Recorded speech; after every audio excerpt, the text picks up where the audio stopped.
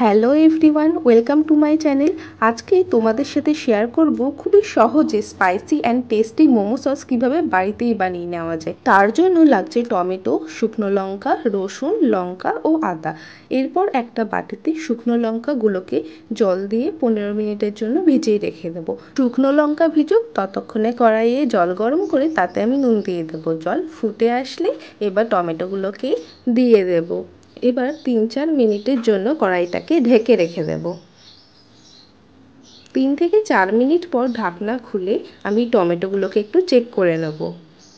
দেখো এখনো পর্যন্ত কিন্তু টমেটোর খোসাগুলো খুলে খুলে আসেনি, তাই আবারও 2-3 মিনিটের জন্য ঢেকে দেব।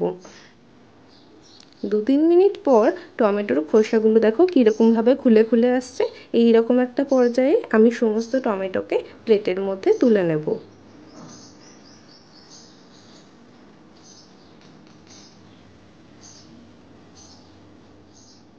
এবার এই টমেটোর খোসাগুলোকে ছাড়িয়ে নিতে হবে। এখনই কিন্তু টমেটোগুলোকে মিক্সিতে দেব না, কারণ টমেটোগুলো গরম আছে, তো এদেরকে কিন্তু আমি ঠান্ডা হতে সময় দেব। আচ্ছা, তোমরা কি জানো আমি চিকেন মোমো স্যুপটাও কিন্তু চ্যানেলে আপলোড করে দিয়েছি, আর চিকেন মোমোর ভিডিও আমি শীঘ্রই দিয়ে দেবো। একটা ভিডিওতে সবটা দিতে পারতাম, তাতে তো ভিডিওটা অনেকটা লং হয়ে যেত, তাই সব সেপারেট ভিডিওতে দিলাম। দেখো টমেটোগুলো ঠান্ডা হয়ে গেছে। এবার ছুরির সাহায্যে টমেটোগুলো একটু কেটে নিয়েছিলাম। মিক্সিতে টমেটো দিয়ে দিলাম আর ভিজানো শুকনো লঙ্কাগুলো দিয়ে দেবো। সামান্য একটু জল অ্যাড করে দিতে হবে।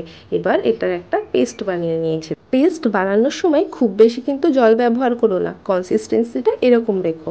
এবার কড়াইয়ে অল্প তেল দিয়ে দিলাম। তেল গরম হলে 1 চামচ রসুন কুচি দিয়ে একটু নেড়ে নেব। তারপর দেবো 1 চামচ আদা কুচি, আবারও সবটা নেড়ে নেব।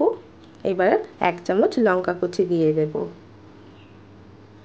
সবগুলো ভালো করে একটু নেড়ে ছেড়ে তাতে টমেটো পেস্টটা অ্যাড করে দেবো। এবার ভালো করে মিশ্রণটাকে আমি মিশিয়ে নেব। এরপর সামান্য একটু জল অ্যাড করে দেব। জলটা ফুটে আসলে আমি একটুখানি নুন দিয়ে দেবো।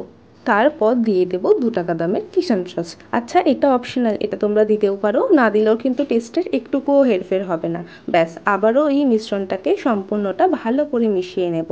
জলটা কমে আসলে তাতে আমি 1/2 চামচ ভিনিগার দিয়ে দেবো।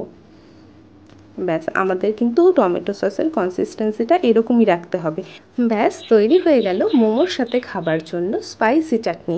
ভিডিওটি ভালো লাগলে লাইক, শেয়ার, সাবস্ক্রাইব করতে ভুলবেন না। আর এতক্ষণ ধরে ভিডিও দেখার জন্য থ্যাঙ্কস ফর ওয়াচিং গাইস।